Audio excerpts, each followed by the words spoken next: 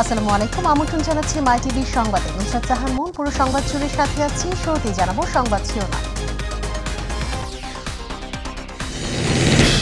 ফিলিস্তিনে ইসরায়েলি আগ্রাসন ও Russia Ukraine যুদ্ধ বন্ধে বিশ্ব নেতাদের প্রতি প্রধানমন্ত্রীর আহ্বান, রোহিঙ্গা সংকট মোকাবেলায় ভূমিকা রাখার তাগিদ। সারা দেশে আরো 3 দিনের হিট অ্যালার্ট জারি করেছে আবহাওয়া অফিস। বাড়তে পারে শিক্ষা প্রতিষ্ঠানের ছুটি, গরমে দাম বেড়েছে এসি ফ্যানের।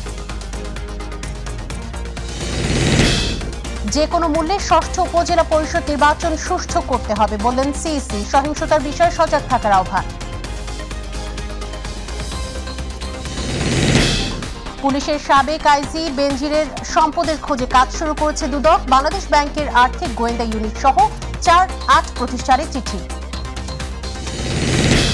বাংলাদেশে আশ্রয় নেওয়া মিয়ানমারের বর্ডার গার্ড পুলিশের সদস্য সহ 288 জনকে ফেরত পাঠিয়েছে border guard Bangladesh BGB.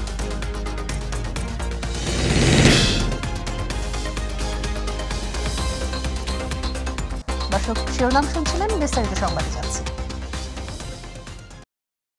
Russia Ukraine যুদ্ধ ও গাজায় ইসরায়েলি আগ্রাসন বন্ধে উদ্যোগ দিতে বিশ্ব নেতাদের আহ্বান জানিয়েছেন প্রধানমন্ত্রী শেখ হাসিনা। থাইল্যান্ডের ব্যাংককে এশিয়া ও প্রশান্ত মহাসাগরীয় বিষয়ক জাতিসংঘের সামাজিক অর্থনৈতিক কমিশনের সম্মেলনে যোগ দিয়ে আহ্বান জানান তিনি। শেখ হাসিনা বলেন, যুদ্ধ কখনো কোনো সমাধান দিতে পারে না। রাকিব হাসানের রিপোর্ট। থাইল্যান্ডের প্রধানমন্ত্রী থেফরাত থাভিসিনের আমন্ত্রণে 6 দিনের রাষ্ট্রীয় সফরের দ্বিতীয় দিনে ব্যাংককে অনুষ্ঠিত এশিয়া ও প্রশান্ত মহাসাগরীয় বিষয়ক জাতিসংঘের সামাজিক ও অর্থনৈতিক কমিশনের সম্মেলনে যোগ দেন বাংলাদেশের প্রধানমন্ত্রী শেখ হাসিনা। এ সময় প্রধানমন্ত্রী তার ভাষণে যুদ্ধের ভয়াবহতার চিত্র তুলে ধরে অবিলম্বে রাশিয়া ইউক্রেন এবং ইসরায়েল ও ফিলিস্তিনি যুদ্ধ বন্ধ করতে বিশ্ব নেতাদের প্রতি আহ্বান জানান। Genocide is going on in Palestine. It must be stopped. War cannot give any solution, only loss of life. Children, women are the worst sufferer. Younger generation, they lost their life. Then why war? Wherever I go, I raise my voice because I face both experience, the wartime and as a refugee. Rohingya issue তুলে ধরে এ সংকট মোকাবেলা এবং মিয়ানমারের অভ্যন্তরীণ সংঘাত নিয়ন্ত্রণে আসিয়ানকে ভূমিকা রাখারও পরামর্শ দেন Sheikh Hasina. I take this opportunity to call upon the Asia Pacific region, especially ASEAN, to play a proactive role in resolving the volatile situation in Myanmar.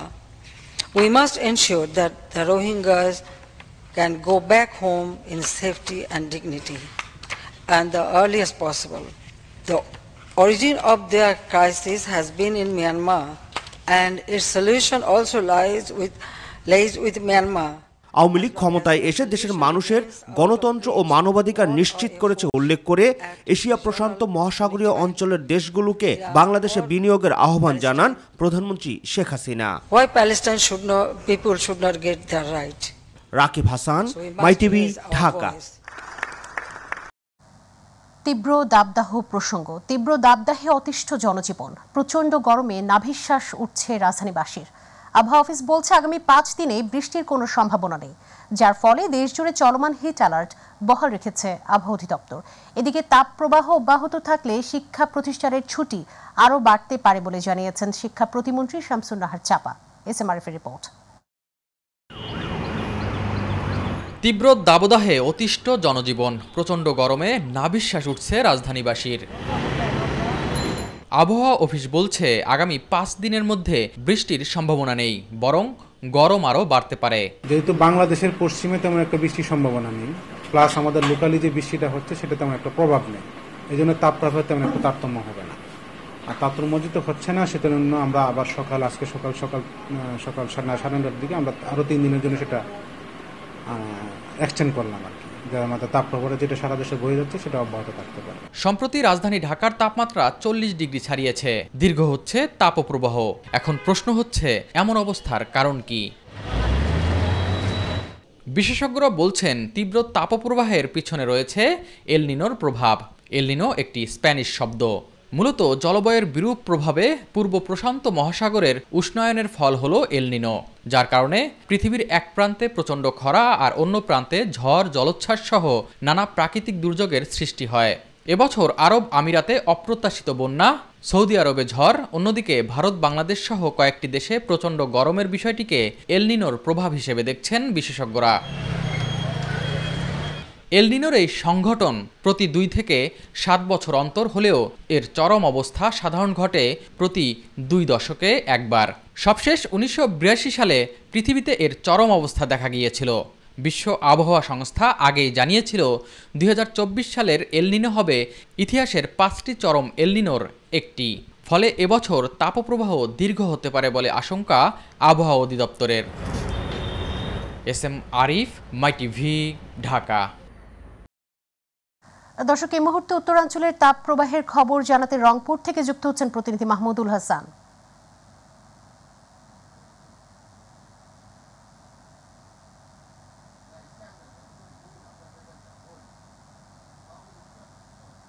Mahmudul, নিশ্চয়ই আমাকে শুনতে পাচ্ছেন? মাহমুদুল, উত্তরাঞ্চলে কিন্তু দেশের সর্বোচ্চ তাপমাত্রা, তাপদাহের সার্বিক চিত্র কেমন দেখছেন?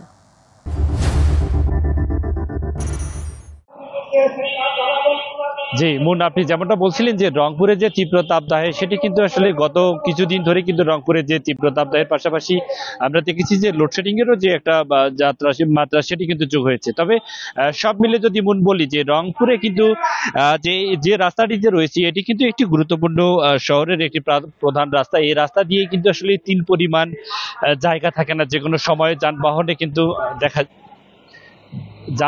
আমরা লক্ষ্য করেছি যে সেখানে কিন্তু যে এই যে তীব্র তাপদাহের কারণে কিন্তু সেখানে যে মানুষজনের উপস্থিতি একেবারে রাস্তায় খুবই কম। তবে বিশেষ করে আপনাকে জানিয়ে রাখি যে রংপুরে কিন্তু যে এই যে বৃষ্টির প্রার্থনা, অর্থাৎ বৃষ্টির জন্য কিন্তু অনেক জায়গায় আমরা নামাজ আদায় করতে দেখেছি এবং মুসল্লিরা কিন্তু রহমতের বৃষ্টির জন্য কিন্তু বিভিন্ন জায়গায় তারা প্রার্থনা করেছেন। তবে সব মিলে যদি বলি যে রংপুরে আজকের তাপমাত্রা রংপুর আবহাওয়া অফিস যেটি নির্ধারণ করেছেন সেটি 37.8 ডিগ্রি সেলসিয়াস। তবে এই তাপমাত্রা আরো এভাবে যদি বেশ কিছুদিন থাকে তাহলে কিন্তু রংপুরের যে বিশেষ করে কৃষিতে কিন্তু এর প্রভাবটা সবচেয়ে বেশি পড়বে। তবে রংপুর মেডিকেল কলেজ সহ অন্যান্য যে হাসপাতালগুলোতে খোঁজ নিয়ে দেখা গেছে সেখানে যে বাড়তি, অর্থাৎ এই রংপুরে কিন্তু যে হিট স্ট্রোক সহ এবং শিশুদের নানা রোগে অর্থাৎ ডায়রিয়ায় আক্রান্ত হয়ে কিন্তু শিশুরা বিশেষ করে রংপুরে চিকিৎসা নিচ্ছেন, এমনটা কিন্তু আমরা লক্ষ্য করেছি। হাসপাতালগুলোতে বাড়তি রোগীদের চাপও রয়েছে। তবে সব মিলে যদি মন বলি যে রংপুরে কিন্তু তীব্র তাপদাহের পাশাপাশি কিন্তু এখানকার কর্মজীবী মানুষরা, বিশেষ করে খেটে খাওয়া মানুষরা কিন্তু চরম বিপাকে রয়েছে। এই ছিল আমার কাছে মন রংপুর থেকে তাপদাহের সর্বশেষ পরিস্থিতি। মাহমুদুল, ধন্যবাদ আপনাকে। দর্শক, রংপুর থেকে সহকর্মী মাহমুদুল হাসান যুক্ত ছিলেন, জানাচ্ছিলেন উত্তরাঞ্চলের তাপদাহের সর্বশেষ পরিস্থিতি। প্রচণ্ড রোদেও ট্রাফিক পুলিশের সদস্যরা দায়িত্ব থেকে সরে আসেনি বলে জানিয়েছেন ডিএমপি কমিশনার হাবিবুর রহমান।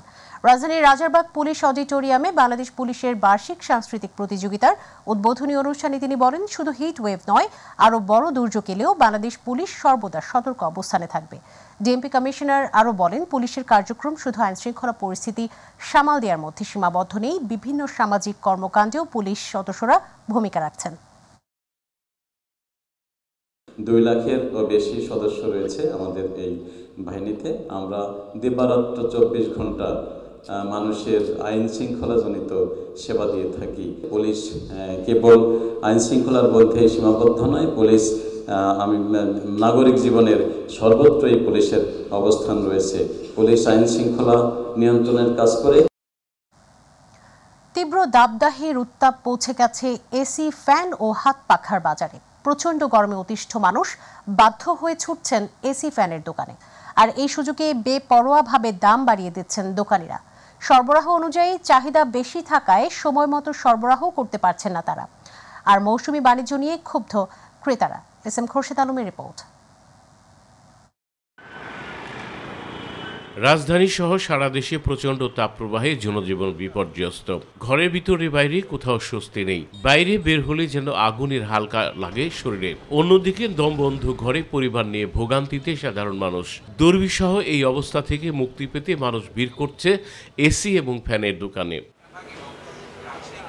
কয়েকদিন আগে ইলেকট্রনিক্স পণ্যের দোকানগুলোতে এসির ক্রেতা ছিল না তেমন, তবে তাপমাত্রা অসহনীয় পর্যায়ে চলে যাওয়ায় দোকানে দোকানে বেড়েছে ক্রেতা। সবকিছু মিলেই দেখা যাচ্ছে গরমের সময় একটু মানে সবাই তো চায় একটু আরামায়েশ।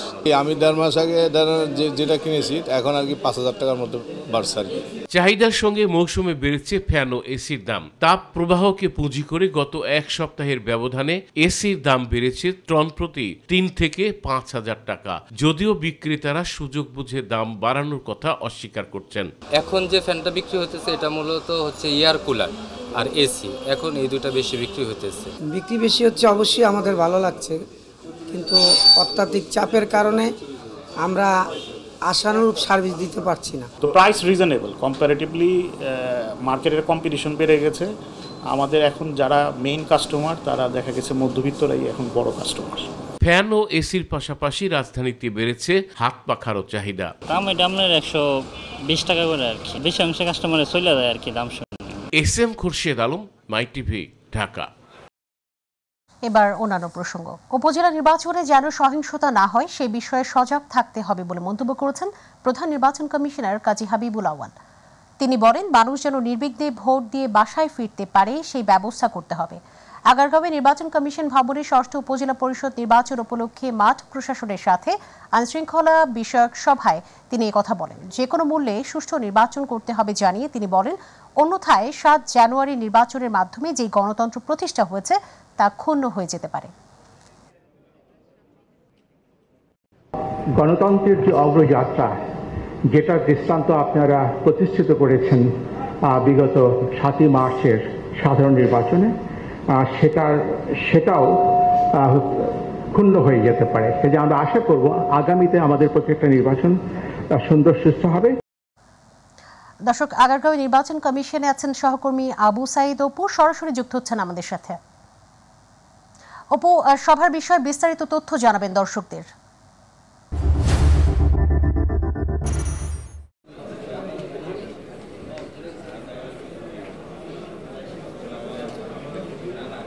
মন, আসলে আপনাকে ধন্যবাদ। আমরা কিন্তু এর আগে একটি সংবাদে জানাচ্ছিলাম যে উপজেলা যে নির্বাচন অনুষ্ঠিত হতে যাচ্ছে 4 ধাপে, সেই নির্বাচনটি অবাধ, সুষ্ঠু, নিরপেক্ষ করার জন্য মাঠ পর্যায়ে যে সব প্রশাসনিক দায়িত্ব যারা পালন করবেন আইনশৃঙ্খলা বাহিনীর সদস্যরা, তাদেরকে নিয়ে কিন্তু নির্বাচন কমিশনে প্রধান নির্বাচন কমিশনার কাজী হাবিবুল আওয়ালের সভাপতিত্বে যে আইনশৃঙ্খলা সভা অনুষ্ঠিত হয়েছে, সেই সভা কিন্তু কিছুক্ষণ আগে আসলে শেষ হয়েছে এবং তাদেরকে কী ধরনের দিক নির্দেশনা দেওয়া হয়েছে সেই বিষয়টি কিন্তু আমরা এখনও নিশ্চিত হতে জানতে পারিনি। তবে আমরা চেষ্টা করেছিলাম যে পুলিশের আইজিপির সাথে কথা বলার জন্য, তিনি আসলে কথা বলেননি। তবে সমস্ত গণমাধ্যম কর্মী এখানে অপেক্ষা করছেন নির্বাচন কমিশনের পক্ষ থেকে নির্বাচন কমিশন সচিব জাহাঙ্গীর আলম অথবা প্রধান নির্বাচন কমিশনার আমাদের গণমাধ্যম কর্মীদের সাথে কথা বলতে পারেন। তবে তাদের লক্ষ্য উদ্দেশ্য একটাই, যে আইনশৃঙ্খলা সভাটি করার মূল উদ্দেশ্য হচ্ছে যে মানে মাঠ পর্যায়ে যাতে কোনো প্রকার অপ্রীতিকর ঘটনা না ঘটে। কারণ উপজেলা পরিষদ নির্বাচন হচ্ছে যেহেতু স্থানীয় সরকার নির্বাচন এবং গ্রামীণ পর্যায়ের নির্বাচন, এখানে পক্ষপাতিত্বের বিষয়টি বিশেষভাবে থাকে এবং মানে অনাকাঙ্ক্ষিত ঘটনা ঘটার একটা সম্ভাবনা সবচেয়ে বেশি থাকে, যার কারণে এই ঘটনাগুলো এড়াতে কিন্তু আজকের এই সভার আয়োজন করেছে নির্বাচন কমিশন এবং এই কিছুক্ষণ আগে আসলে এই মানে সভাটি মানে সম্পন্ন হয়েছে এবং এখনও আসলে মধ্যাহ্নভোজের মানে বিরতি চলছে এবং বিরতির পরে গণমাধ্যম কর্মীদের সাথে আনুষ্ঠানিকভাবে যখন ব্রিফিং করবে তখন হয়তো আমরা নিশ্চিত করে বলতে পারবো যে মাঠ পর্যায়ে যেসব 4 ধাপে যে অনুষ্ঠিত হতে যাচ্ছে উপজেলা নির্বাচন, সেই নির্বাচনে আসলে কী ধরনের দিক নির্দেশনা দিয়েছেন নির্বাচন কমিশন মাঠ পর্যায়ে আইনশৃঙ্খলা পরিস্থিতি বাহিনীর দায়িত্বে থাকা কর্মকর্তাদের, সেই বিষয়টি। তো মন, এটাই ছিল আমার কাছে নির্বাচন কমিশন সচিবালয় থেকে সর্বশেষ খবর। মন। অপু, আপনাকে ধন্যবাদ। দর্শক, নির্বাচন কমিশনে ছিলেন সহকর্মী আবু সাইদ অপু, সভার বিষয়ে বিস্তারিত তথ্য জানাচ্ছিলেন। সাবেক পুলিশ মহাপরিদর্শক বেনজির আহমেদ ও তার পরিবারের সম্পদের খোঁজে বিএফই ও বাংলাদেশ ব্যাংক সহ 8টি প্রতিষ্ঠানে চিঠি দিয়েছে দুর্নীতি দমন কমিশন দুদক। এর আগে মঙ্গলবার বেনজির আহমেদের বিরুদ্ধে ওঠা দুর্নীতির অভিযোগের অনুসন্ধানের বিষয়ে অগ্রগতি প্রতিবেদন দুদককে 2 মাসের মধ্যে দাখিলের নির্দেশনা দেন হাইকোর্ট। গেল সোমবার বেনজির আহমেদ ও তার পরিবারের বিরুদ্ধে অবৈধ সম্পদ অর্জনের অভিযোগ ওঠায় তা অনুসন্ধান করবে বলে জানায় দুদক। এ ঘটনায় 3 সদস্যের কমিটি গঠন করা হয়েছে। একই দিন তার দুর্নীতির অনুসন্ধান চেয়ে হাইকোর্টে রিট দায়ের করা হয়। এর আগে রোববার বেনজির আহমেদের বিরুদ্ধে আইনি ব্যবস্থা চেয়ে দুদককে আবেদন করেন সংসদ সদস্য ব্যারিস্টার সৈয়দ সায়েদুল হক সুমন। মিয়ানমারে চলমান অভ্যন্তরীণ সংঘর্ষে বাংলাদেশে আশ্রয় নেওয়া বর্ডার গার্ড পুলিশের সদস্য সহ 288 জনকে ফেরত পাঠিয়েছে বর্ডার গার্ড বাংলাদেশ বিজিবি। ভোর 6টার দিকে কক্সবাজারের BIWTA ঘাট থেকে তাদের ফেরত পাঠানো হয়। বিজিবির জনসংযোগ কর্মকর্তা মোহাম্মদ শরীফুল ইসলাম জানিয়েছেন, ভোরে বিজিবি সদস্যদের হস্তান্তর উপলক্ষে কক্সবাজারের BIWTA ঘাটের কাছে বিজিবির প্রতিনিধি দলের সঙ্গে মিয়ানমার বর্ডার গার্ড পুলিশের প্রতিনিধি দলের বৈঠক হয়। পরে কোস্ট গার্ডের একটি জাহাজ মিয়ানমারের জাহাজ চিনডুইনের উদ্দেশ্যে BIWTA ঘাট ছেড়ে যায়। গণতান্ত্রিক শাসন ব্যবস্থা এখন ধ্বংসপ্রাপ্ত বলে অভিযোগ করেছেন বিএনপির সিনিয়র যুগ্ম মহাসচিব রুহুল কবির রিজভী। তিনি বলেন, উন্নয়নের ফানুসের নামে লুটের সমারোহ চালাতে সরকার গণবিরোধী প্রকল্প নিচ্ছে। সকালে নগরীর পথচারীদের মাঝে ঢাকা মহানগর দক্ষিণ বিএনপির পক্ষ থেকে খাবার, পানি ও স্যালাইন বিতরণকালে তিনি এসব কথা বলেন। এদিকে ব্যর্থ গণবিরোধী নীতির কারণে সাধারণ মানুষের জীবন দুর্বিষহ হয়ে উঠেছে উল্লেখ করে তিনি বলেন, ক্ষমতাসীনদের মোহের শেষ নেই। মানসিক ভারসাম্য হারিয়েই ক্ষমতাসীনরা পাল্টা কর্মসূচি দেয় বলে মন্তব্য করেন রিজভী। এখন প্রতিটি সংসদীয় এলাকায় এমপি রাজ তৈরি হয়েছে, এমপি রাজ। আরেকটা দামি নির্বাচন করতে চাচ্ছেন, উপজেলা নির্বাচন। ওদের যে সমস্ত নেতারা ছিলেন তারা আস্তে আস্তে ফুরিয়ে যাচ্ছেন, তারা আস্তে আস্তে কোথায় মারা যাচ্ছেন, তখন আর যোগ্য লোক নেই। আওয়ামী লীগের এমপির শালা, আওয়ামী লীগের এমপির ছোট ভাই, আওয়ামী লীগের এমপির স্ত্রী, এরা হচ্ছে আপনার ক্যান্ডিডেট। নদীগুলো সব দখল হয়ে গেছে, নদীগুলো ভরাট হয়ে গেছে। মেগা উন্নয়নের নামে আজকে মেগা চুরি দেখছেন নাই যে ব্যাংকগুলো সব খায় ফেলাইছে। খাইতে খাইতে অবস্থা, রাস্তা নাই, ঘাট নাই, আজকে গাছ নাই, গাছ খায় ফেলাইছে, সব খায় ফেলাইছে। আর বিএনপির নেতারা খালি প্রতিবাদ করতে গেলে জেলে ঢুকাও। শপথ নিয়েছেন সুপ্রিম কোর্টের আপিল বিভাগে নিয়োগ পাওয়া 3 বিচারপতি। তারা হলেন বিচারপতি মোহাম্মদ আব্দুল হাফিজ, বিচারপতি মোহাম্মদ শাহিনুল ইসলাম ও বিচারপতি কাশেফা হোসেন। সকাল 10:30টায় সুপ্রিম কোর্টের জাজেস লাউঞ্জে প্রধান বিচারপতি ওবায়দুল হাসান তাদের শপথ বাক্য পাঠ করান। এ সময় আপিল ও হাইকোর্ট বিভাগের বিচারপতিরা উপস্থিত ছিলেন। প্রধান বিচারপতি সহ বর্তমানে আপিল বিভাগে 5 জন বিচারপতি রয়েছেন। আরও 3 বিচারপতির নিয়োগ কার্যকরের মধ্য দিয়ে আপিল বিভাগের বিচারপতির সংখ্যা দাঁড়ালো এখন 8 জনে। কয়েকদিনের তীব্র দাবদাহের কারণে মাদারীপুরের বিভিন্ন অঞ্চলের জনজীবন বিপর্যস্ত হয়ে পড়েছে। জেলার কালকিনি ও ডাসার উপজেলায় তীব্র তাপদাহে বিপাকে পড়েছেন নিম্ন আয়ের শ্রমজীবী মানুষ। বৃষ্টিপাত না হওয়ায় এর প্রভাব পড়তে শুরু করেছে জীববৈচিত্র্যের উপরও। হাসপাতালে বাড়ছে সর্দি, জ্বর এবং ডায়রিয়া সহ নানা রোগে আক্রান্ত রোগীর সংখ্যা। প্রতিনিধি মোহাম্মদ জিয়াউদ্দিন লিয়াকতের রিপোর্ট, জানাচ্ছেন SM হামিম। দেশের বিভিন্ন অঞ্চলের মতো মাদারীপুরের কালকিনি ও ডাসার উপজেলায় বেলা বাড়ার সঙ্গে সঙ্গে বাড়তে থাকে গরমের অসহনীয় তীব্রতা। এতে বিপর্যস্ত হয়ে পড়ছে জনজীবন।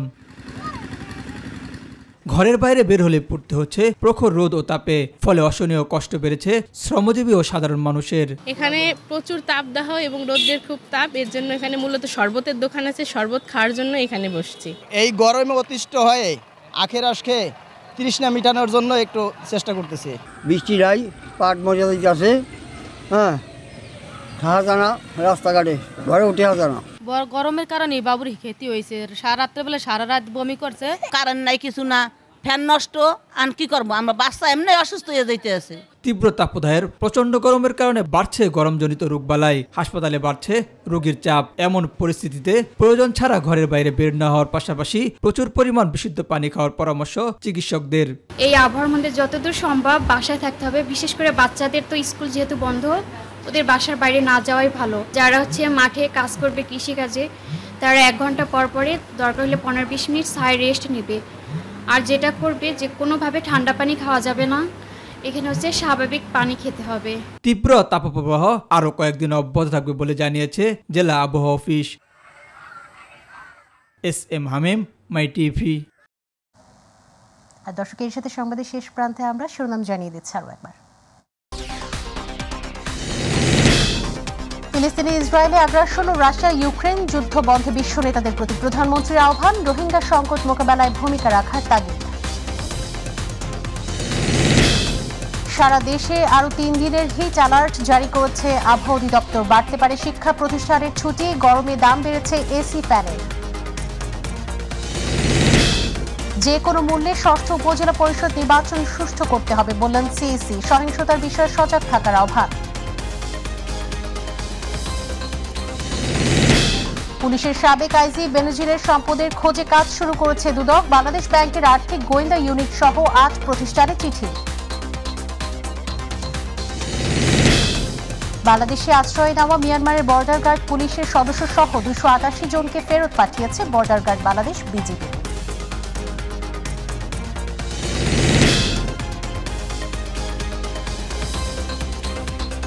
দর্শক সঙ্গে থাকার জন্য ধন্যবাদ। পরের সংবাদ দেখার আমন্ত্রণ জানিয়ে বিদায় নিচ্ছি। আল্লাহ হাফেজ।